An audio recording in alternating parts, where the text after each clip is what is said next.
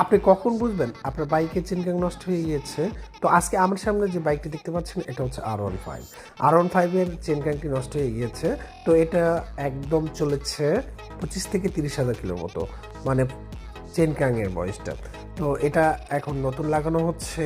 তো লাগানোর আগে আমি আপনাদেরকে বলে দিতে চাচ্ছি যে এই রাবারগুলো একদম ঠিক মতো রাবার টাইট যেন থাকে, আর টাইট যদি না থাকে তাহলে ওই ক্ষেত্রে আপনাদের চেঞ্জ করতে হবে। তো এটা অরিজিনাল চেন গ্যাং নিয়ে এসেছে। তো আমরা স্পকেট দেখিয়ে দিচ্ছি আপনাদেরকে। তো এটা আমাকে জিজ্ঞাসা করেছে ভাই, বাইকের ভাইটা, তো এটা কত কিলো চলবে। তো এটা মূলত হবে আপনাদের বাইকের যে আহ, অনুযায়ী চলবে 30,000 কিলোর মতো। 30 থেকে 35 মনে হয় যাবে না। তো আপনারা অনেক সময় জিজ্ঞাসা করে থাকেন যে ভাই আমি আমার বাইকের চেন আমি নতুন লাগিয়েছি।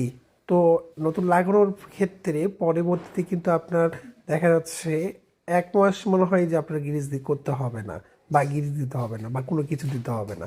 তো তারপরে আপনারা অবশ্যই গিয়ার অয়েল ব্যবহার করবেন।